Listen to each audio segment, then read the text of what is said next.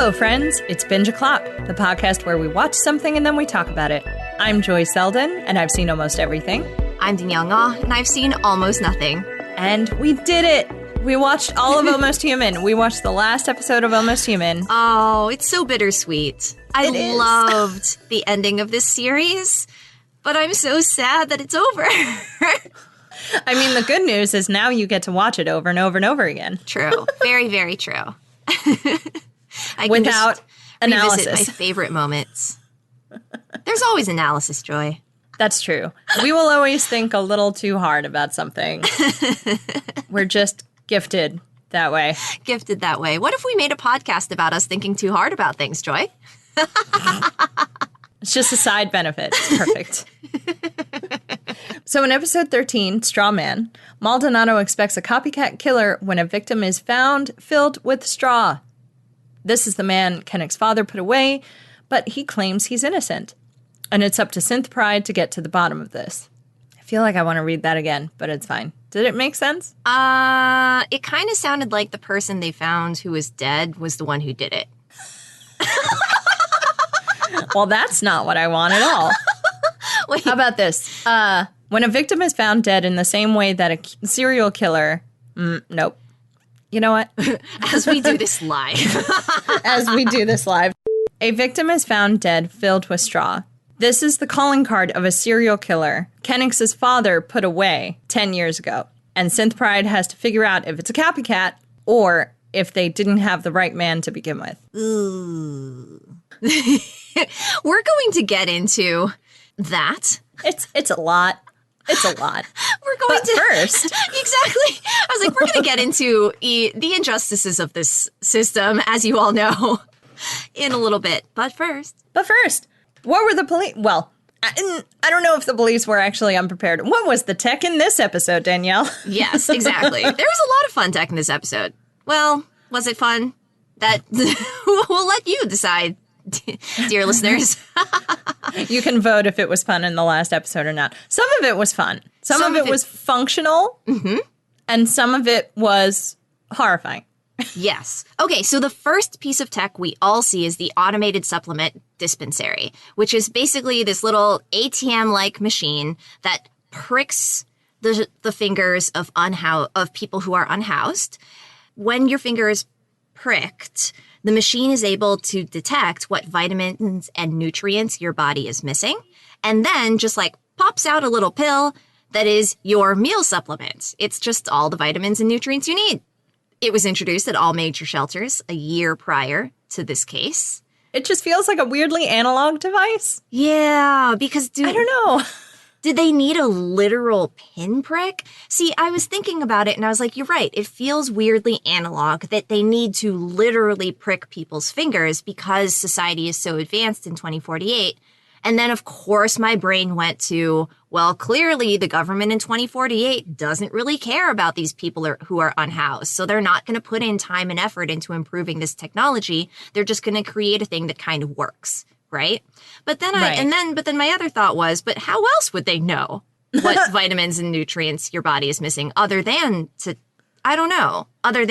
test your blood? Because that's how you find out. That's true. I suppose like a full body scan is not going to start popping up in the 46 different unhousing facilities and shelters. Yeah. I still don't like it. Not a huge fan, but they have these machines in all of the major shelters in their city.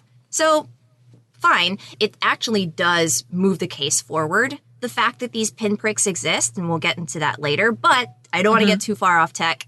There's the e-shunt that they use on Michael Costa, which delivers the meds he needs directly into his bloodstream. Mm-hmm. And personally, I actually like this piece of tech because I feel like that would be super useful, especially for people if they need their insulin shot every day, or maybe even like dialysis patients. Like this seems like an extremely useful way to, basically having a portable under the skin IV. Yeah. Because it is invasive, because it does sit on his neck and it sends things directly into his bloodstream, but he also doesn't have to literally get a shot every single day. All in all, positive. You had said also it reduces medical waste, which I think is really important as well. Yes, you're definitely not throwing away. I mean, again, I just keep thinking about insulin, like not only the needles, but like the blood sticks and all of the stuff that comes with insulin. Mm-hmm. All I could think of was like, well, that would be perfect for someone who needs something every day at a certain time, sometimes twice a day. Yeah. And then you wouldn't have to be responsible for making sure that you did it at exactly that time every day. Maybe the e-shunt just automatically delivers it right into your bloodstream. Like, that all seems pretty cool. I mean, my biggest issue is that it's Michael Costa that's getting it. And I'm like, this is the only thing they're doing for him. Is this when we talk about Michael Costa? Yeah. So Michael Costa is the person that they put away for these 21, by the way, for these 21 murders. And the reason they put him away is because they find him wandering in a park near where one of the victims was found. He's carrying a surgical knife, and the victims have been sewn up, quote, with surgical precision. He's also covered in the blood and just DNA of the most recent. No. Well, here's what they should have picked up on. He was actually covered in the blood and DNA of multiple victims. Right. Which that should have been a big red flag, because how could that have happened? Yeah, you're telling me he didn't shower between, you know what I mean? Any of these 21 people? Any of these 21 people. There's so many holes in this story of like, I don't even know how he was convicted. Really? Well, he was convicted because he is a black man with a mental illness who was found wandering in a park with a surgical knife. That's why he was convicted. Already on the red list.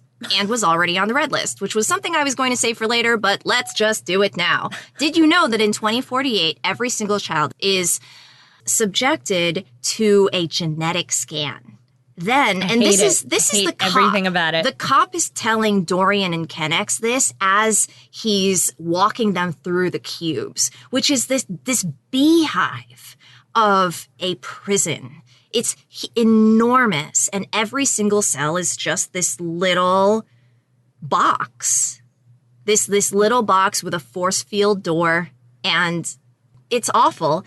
The cop who's taking them through the facility says that, quote, like a lot of guys in here, Michael Costa failed his genetic profile as a child, and then, based on his brain scan, was put on the red list for psychopathic tendencies, then eventually developed paranoid schizophrenia. But he's been on this list ever since he was a child. I don't know what the list is supposed to represent. People to keep an eye on, presumably. People to keep it right. Red flags right. In our society. Oh, the whole thing was awful. It's awful. These are children. I know. It goes back to, if you can tell from an atomic level how many people are prone to certain tendencies, then that also instantly means, you know, I can only think about it in 2021 terms, right? So I'm instantly also thinking of like, he probably got denied certain benefits of like going to certain schools. Maybe he could only go to public school. He could not go to private school.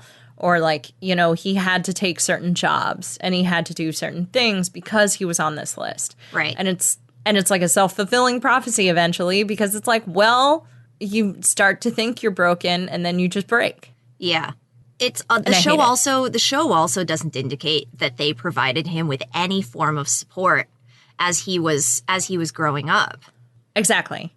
And so he didn't develop anything. He just got put on the list. Well, exactly. What does that even mean? They have him on the list, but they're not providing him with any support, and then they just watch him slowly unravel. I hate it. Oh yeah. The plot in this episode is a tough one, listeners. Mm-hmm. Which is why we're not going to focus on it for very long. So what's next on the tech list, Danielle? Next on the tech list are two pieces of tech that are a little bit related to our friend Detective Paul. When Detective Paul shows up at one of the shelters, he meets this kid who has these sunglasses that have night vision. So they're night vision goggles, but they look like sunglasses that are basically wrapped in glow sticks. which was definitely super fun. And then I love those things. After their little exchange or after their little conversation, we get to see a fun Bitcoin exchange where the kid pulls out his Bitcoin stick. Detective Paul pulls out his, they tap the sticks together, and then all of a sudden some money has been transferred from Detective Paul over to the kid. Yes. It was very cute. Paul was very cute in this episode. I know we give him a lot of flack, but this episode was his time to shine. And thank goodness. That's true. He got a little bit of redemption here, which I really liked. Yeah. And that was most of the miscellaneous tech. They threw in a few random things. Like I thought that they picked a pretty futuristic looking ice pack for Kennex to stick onto his face because it was filled with these bright neon green balls. And when they showed this train track zipping by, they lit up the tracks in neon green for literally no reason. It's a regular train. Absolutely no reason. Absolutely none. It was ridiculous. I think that goes back to what you called out before of like the lightsaber umbrellas. Mm-hmm. Like here's some track lighting for your train. Right. Why? No one needs that. It's just fun. But we got these two new pieces of weaponry in this episode. When Kennex is telling a story about his dad, he mentions that there's a scatter gun, which is frightening. There's literally no detail on it. So of course my mind went into a million places about what precisely a scatter gun is. We did, though, get to see Kennex use a taser knife to stab the villain in this episode. And it does the job of a taser because he's like his whole body vibrates and he's electrified, but also you can stab someone with it. It's so extra. And it also pops into that, like, this is a weapon we swear he's had on him this entire time and he's never used any other time. And I'm like, it's fine. Okay. And then we have to talk about the bioprinters. Yeah, the bioprinters. So bioprinters for me was also just like, bioprinters feels like a thing that a lot of people sort of have. Either you have them because you're a fanatic like Rudy, bless. And you want to make yourself birthday cupcakes. Which they didn't remember, but it's fine. They didn't remember his birthday. Rude. Or you have them because you have a flower shop. So actually, we've seen the organic printers before. That's what makes the 3D printed flowers. It's just in this specific episode, of course, if there's anything beautiful or innovative in this universe, villains are going to take it and ruin it. Yeah. It all comes back around. You can either make flowers and cupcakes, or you can bioprint a human body without organs inside. And then stuff it full of straw so that the police think it's a ritual killing instead of a replica of a body. Oh, yeah, by the way, which also that ritual killing didn't really sit well when they, like, pulled in Costa. Oh, yeah. Can I just point that out? Like, it's weirdly racial, and I'm not here for it. Mm-hmm. I also think that no matter how perfect of a surgeon you are, I think that a body printed without organs would look different than a body whose organs had been cut out. No? Right? But this also goes to, like, the flat feet. So one of the pieces of evidence that, like, draws them, and Kennex's father figured this out, unfortunately, before he was murdered, and then he was murdered, so he couldn't tell anybody about it. But, like, he circled the feet. And this is where Rudy comes in with the 3D printer of just so you know, the older models, the bottom will mold to whatever the printer is, which tends to be a flat steel piece. So that's why all the victims are flat-footed, because they're all copies. Yes. And he is, in theory, keeping these people alive somewhere. Which inside of pods, which appear to be doing something, but we don't know what they're doing. We don't know what the pods are doing. The pods gave me the same impression as the bandage from the last episode, where it was like, I guess it's doing something, but we have no idea what it's doing. It's never explained. It doesn't explain it. It doesn't explain it. It's just there. It's fine. We eventually learned that the killer is keeping them alive to test out biomechanical pieces for his own body because he has a degenerative disease. Mm-hmm. Trying not to rage quit. Yes. No. Well, this is where you can definitely do it while you do that. While you try not to rage quit, this is where we give the disclaimer for the viewers, for the listeners yet again. We loved this episode. Most of it was very good. We will spend 80% of this podcast episode talking about how we love the season finale. And the case was really frustrating. The case was so frustrating. Danielle and I had a whole moment ahead of time where we, moaned about it so that we wouldn't have to moan at you, dear listener. But the killer uses it in this way, and then he fills it with straw. And all I could think of was like, well, when you remove the straw, to your point, wouldn't even the pieces of like, how do you get it to look like you cut out the organs? Mm-hmm. Like, this is why I'm also like, who are your coroners? Who are your coroners? Who is training your coroners to do this bad job? It's a bad job. It's a bad job, and you should feel bad. Yep.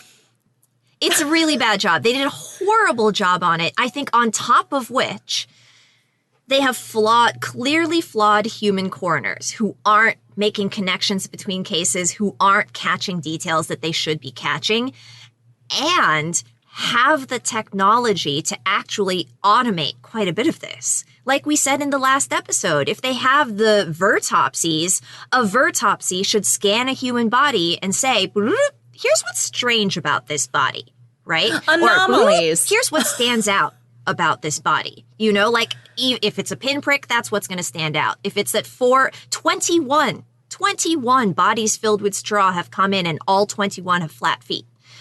That's what should be picked up. Why? Just why? There's no rest of that question. Just why? But this was part of what was so frustrating is Kennick's father, as a cop, like this was the collar that made his career. Mm-hmm. And then he died very soon after this. I think they said how long after, but I think so too. And it was revealed that Kennick's dad realized he made a mistake pretty quickly and had actually gone and visited Michael Costa in the cubes. And told Costa that he believed that he was innocent. Costa, by the way, has appealed his case 5 times by that point. So it was a pretty significant amount of time that he was in the cubes before Kennick's dad realized his error. Right? I also am sitting here as somebody who granted has a somewhat limited understanding of the psychosis that Michael Costa has in the show. Mm-hmm. But like the whole thing that the cops are like, well, he has blackouts. He didn't even know what he was doing. And I'm like, you're telling me somebody who has blackouts, who has all of these mental illnesses that you are attributing to him, also during these blackouts has perfect precision to be a surgeon and cut out all of these organs and then fill the body with straw. And then stitch them all up and then would be so careless as to be found in a park with a knife. None of it makes sense, but it's such a weird. They found a convenient patsy victim. I don't know what to call it. They found a scapegoat, I guess. They found a convenient scapegoat. Fits. Mm-hmm. And they just mad about threw him under the bus, threw him into the cubes. At the end of the episode, Maldonado says he gets cleared of the 21 murder charges, then they start giving him proper treatment for his mental illness. So not until after this entire thing is done, this entire ordeal, do they give him the treatment he needs. But we've seen this before. This happened in Arrhythmia, where like these 3 people are going to get the treatment they deserve. Well, what about the rest of the people who can't afford an artificial heart? Mm-hmm. And also, the rest of the people on the red list. There's a list. Okay, we can't keep talking about this. We can't. It's fine. It's fine. I will say, on a brighter note, Detective Richard Paul and his straw. Oh, yeah.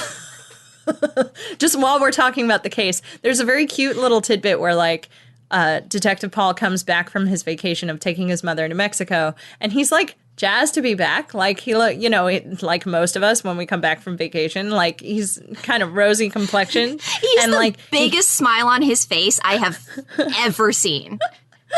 He does. He's so happy. And, like, Maldonado is, like, giving everybody jobs to try to figure out what this is. Is it a copycat? What are we dealing with here? And, like, you're on straw duty. And he's like, yep, I'll get you a distributor. And he's so happy to be on straw duty.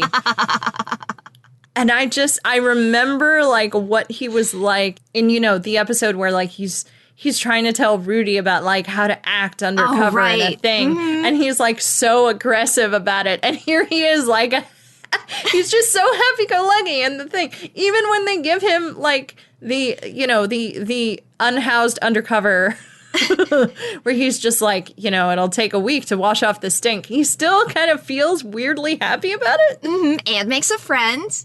He makes a friend. He does. But yes, while we're referencing that, was that all of the tech? No, there was some more tech from... No? Mm-mm. That was pretty much it. Those all the pieces? Yeah. Mm-hmm. I mean, the only other thing I probably would have added to that was the equipment he's using is all stolen from the police precinct, which we're not going to get into, but that's fine. Well. But, like, his cyborg body. Yes, yeah, well, let me also add, he stole the organic printer, he stole all of the cybernetic, cyborgy bits that he's put into his body. And the reason they realize that all of this is stolen from the evidence locker is that they all still have their embedded tags. Yep.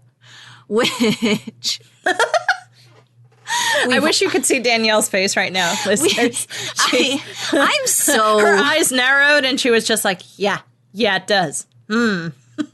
That makes me really mad, but we've already talked about this evidence warehouse in a previous episode for 20 minutes. So I'm not even going to go into that anymore.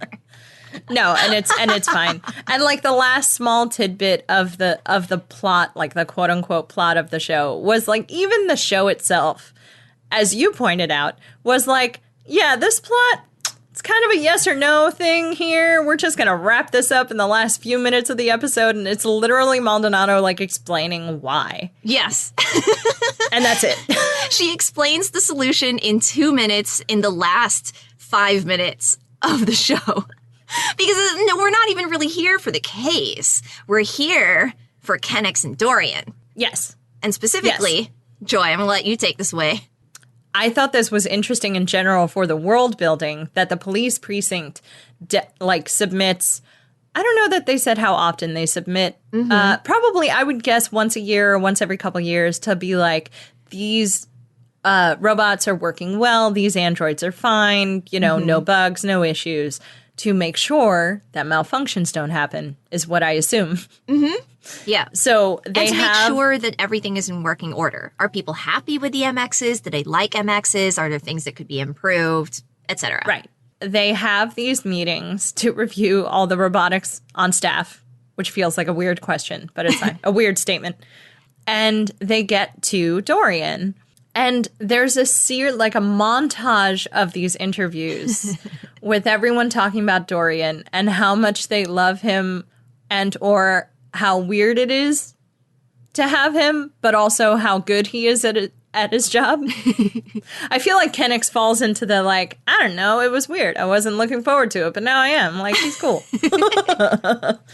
Maldonado is so great because they keep trying to pry and figure out, but why? Why the DRN? Why this DRN? And she just gives them nothing. She literally just straight-faced, it seemed appropriate.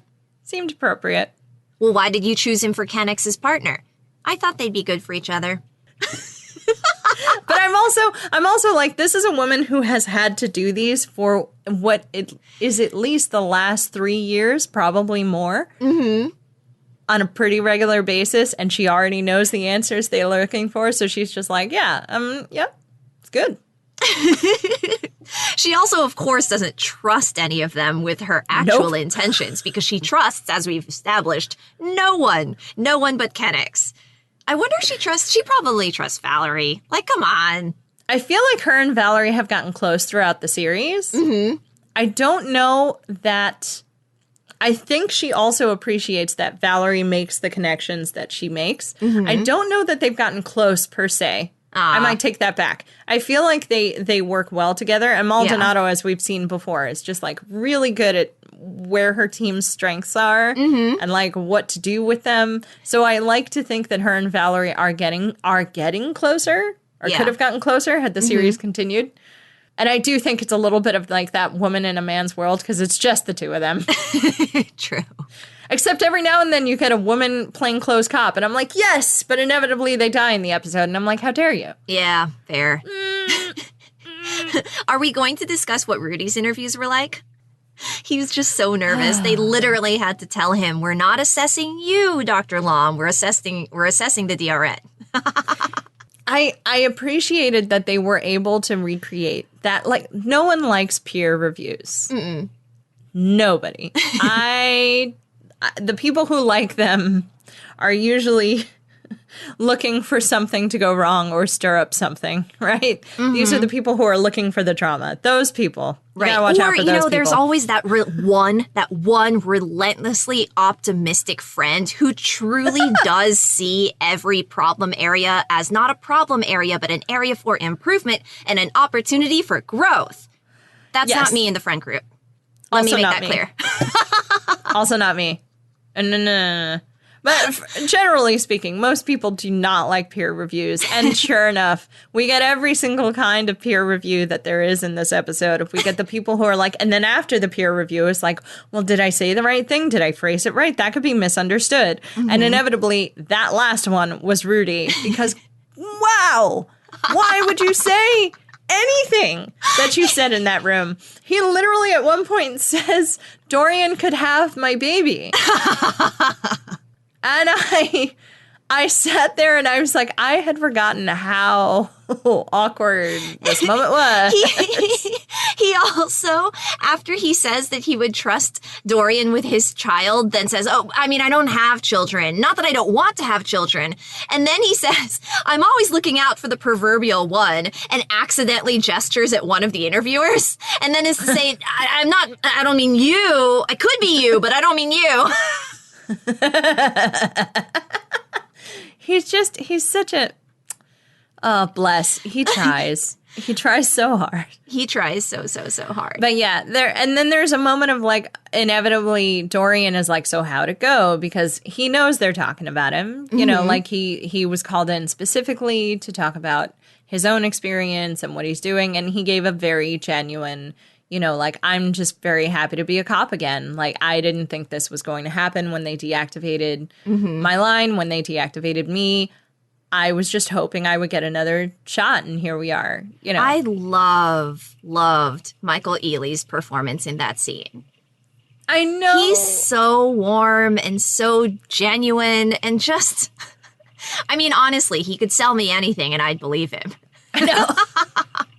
No, Michael Ealy is great. Yeah, I love watching Michael Ealy in this series. Mm-hmm. He does all the things I wanted him to do. Mm-hmm.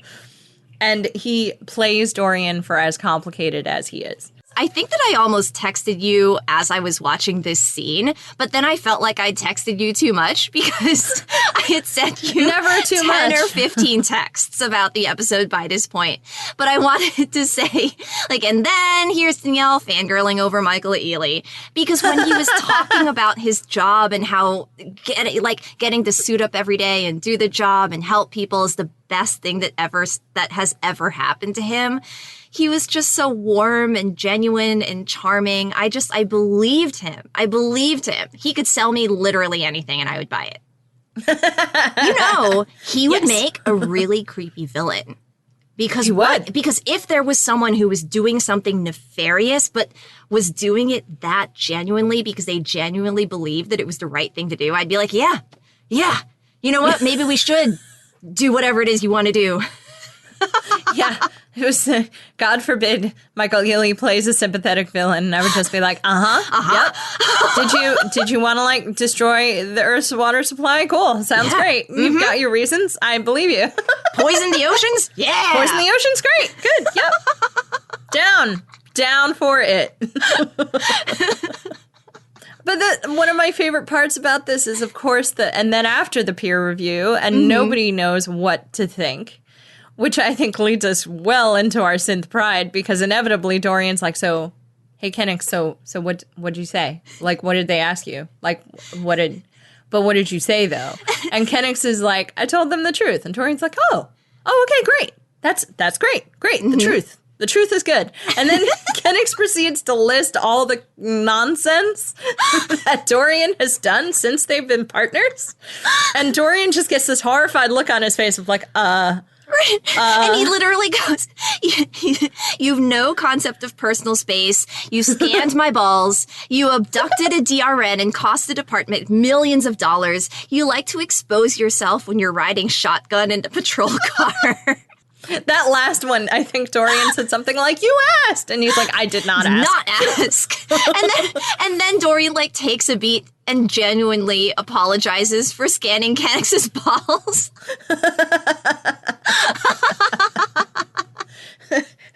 And then by the end of it all, Kennick is like, I didn't tell them any of that. Like, I'm not an idiot.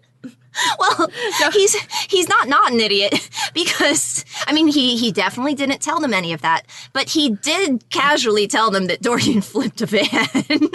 He did casually tell them that. I think you and I decided that, like, well, that was in the police report, so it's not like he could lie about that. True. It's like the van exploded. Why did the van explode? Well, because it was flipped over. What do you mean it was flipped over? Well... Right, where'd all the clones go? Where'd all the clones go? Why aren't there any clones that you're taking in to be processed? I don't know what they do with clones. I have absolutely no. They probably go into cubes. Like, let's be serious. They go into cubes. Do they go into cubes? They might go into cubes.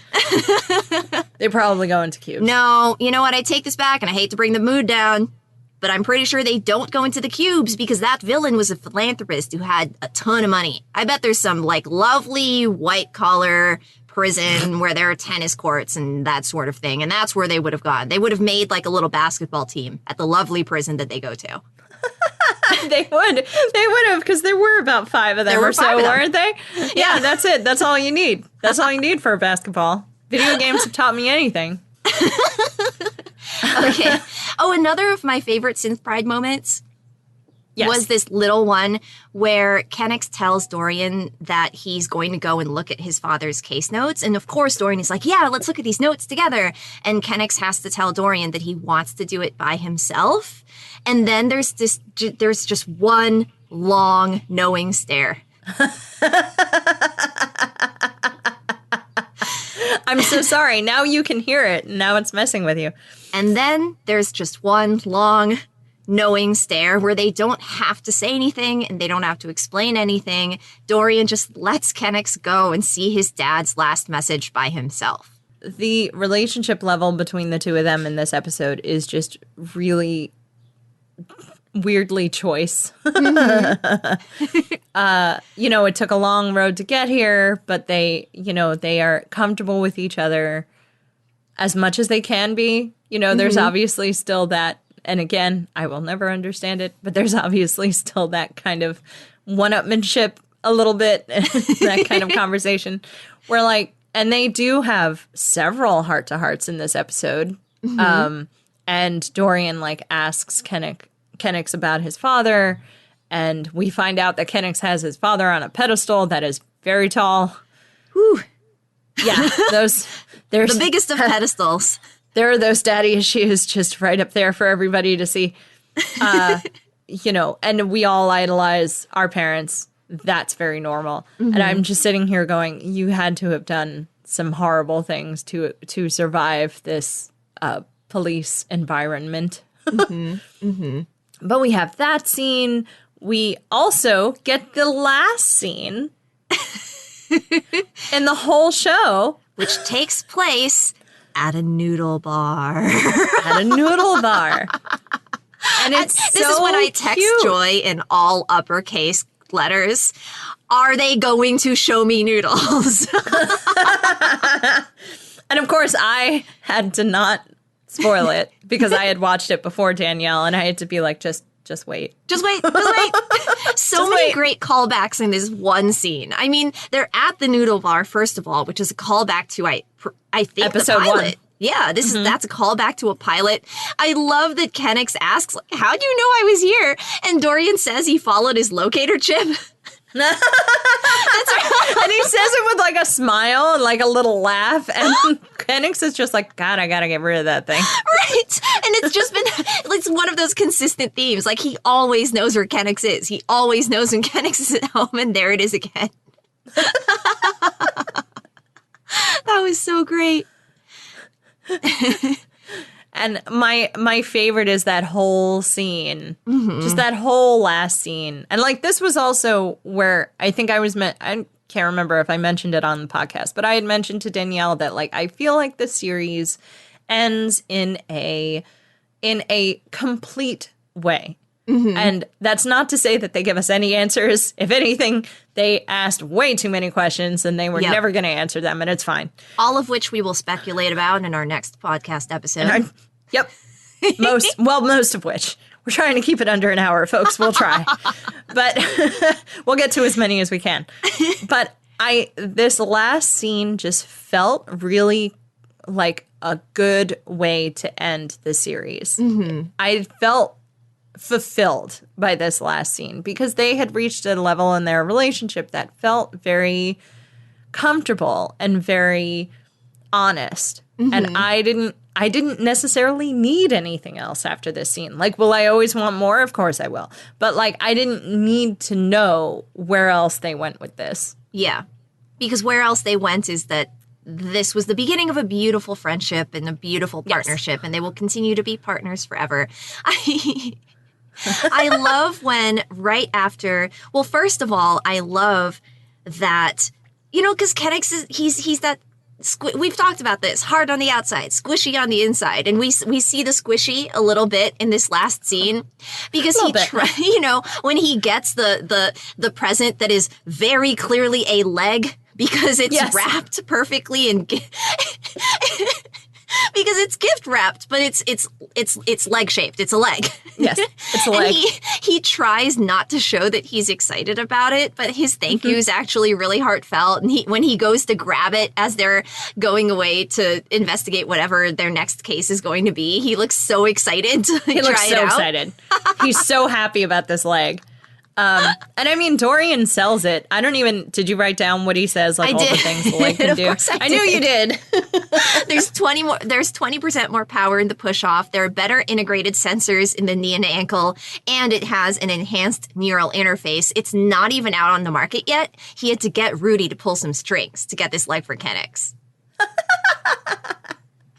Top of the line, brand new. No one else can buy it. This leg is yours.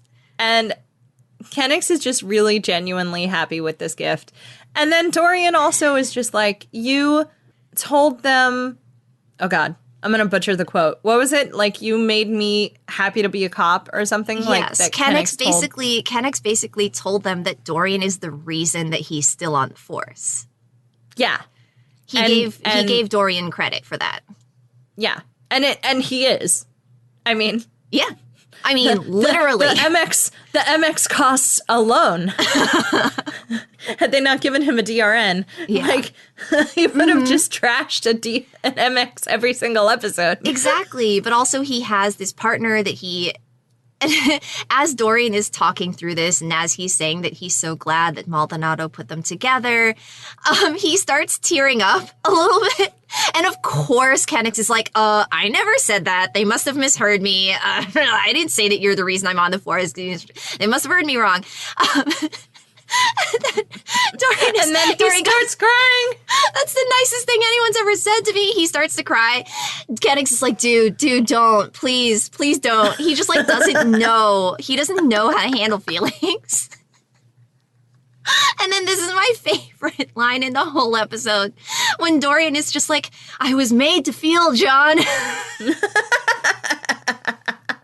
I was made to feel, John.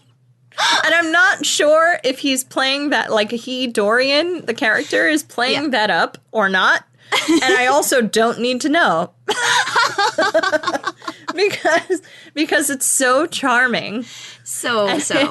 And it's so sweet. And Kenix, and that's when Kenix almost takes a bite of his noodles, and then they get a call. So I like that. I would have been so mad, so angry if we had not gotten to see the noodles. I'm so glad we actually literally got to see the noodles, but I kind of love that Kenix never gets to eat them. Kenix still doesn't get to eat them. I thought you were going to be mad that he still didn't get to eat them, but I'm glad that they were at least in the shot. They were in the shot, and that's what I wanted, and I like imagining that Kenix feels the way I have felt when they have teased the noodles, you know? It was this nice little mirror. It is a nice little mirror, for sure. For sure. He never gets to eat his noodles. He'll get him next time. And I think that's basically the summary of our episode. We hit everything we wanted to. See, lots of happy moments right among the moments that made us angry. Yep. Joey, have you settled on one more thing? Do you want me to talk about my one more thing first? Because it's so quick and so random. Yeah. Why don't we do yours first? And I will rifle through mine and see if I can pick one. I mean, my one more thing was extremely quick, which is the update on Kenix's jacket. We know that it has a bright red lining. And Joy went back, I think, and rewatched some of the old episodes and noticed that actually they had shown us this earlier. It just hadn't really stood out because Kenix fully takes off his jacket in this episode and puts it over his arm. And it turns out that the lining for the torso part of the jacket is fire truck red, but the lining for the sleeves of the jacket is lavender. Yeah, it's this light purple color. And I got so many 90s vibes when I finally noticed what you were talking about. And it felt like those poofy jackets that everyone wore in the late 90s, early aughts. And I was like, oh. But there's the update to Kenix's jacket. It has red and lavender on the inside. It does. Very fun. Joy, if you could discuss one more thing about this episode, what would it be? Yes, I think my one more thing for this episode is Maldonado's plan. That was a great plan. Yeah, and the execution again, this is why she's a captain. Mm-hmm. She's able to use her resources in the right way, and she's able to flush out criminals, and she's able to make them do what she wants. Mm-hmm. And what she decides to do is put obvious cop. Like an obvious cop is obvious. Yes, an obvious police presence in 44 of the 46 shelters in the city. And then only have plain undercover cops in the last two, where Richard makes a friend. The idea being it's almost like this pincer movement, because if the villain's hunting ground is the shelters, then the villain is going to move towards the two that actually have the undercover cops. Yes, because there isn't an obvious police presence, so he wouldn't be necessarily looking for police presence there, which I think was a masterful move, and of course worked. And it because worked. It's their show. Now the reason, of course, they had to do this is because they didn't have the resources to actually put undercover cops at all 46 shelters. So I guess at the other 44, they just stuffed them full of MXs. Yeah. Oh no, that's 100% what they did. Can't go undercover. Who can't go undercover. As far as I know, their helmets are fused to their heads. I think they are, because even wait, did you rewatch the Ken doll scene? Is he wearing a helmet? I fast forwarded through. I'm not sure. Okay. Oh no, I know. You know what? We'll get back to you guys about that next episode. We'll get back to you. Episode 14 was the MX wearing a helmet when we saw the Ken doll. Now, I think that is the end of our podcast episode, so why don't we end it here? We'll see you next time. We're so excited for our episode 14 where we can wrap this whole thing up. And we will release our next season's television show that we're going to be watching. Oh, yes. Ooh, can't wait. We have a secret. We have a secret. Okay. Well, between now and then, we would love to hear from you. Please check us out at Binge O'Clock Pod on Twitter and Facebook, where you can answer the question, if you could have a meal in a pill, what would it taste like? You can also email us at bingeoclockpod@gmail.com. Yes, and tell your friends, tell your family, tell your loved ones, tell the noodle lovers in your life about Binge O'Clock, and we will see you next time.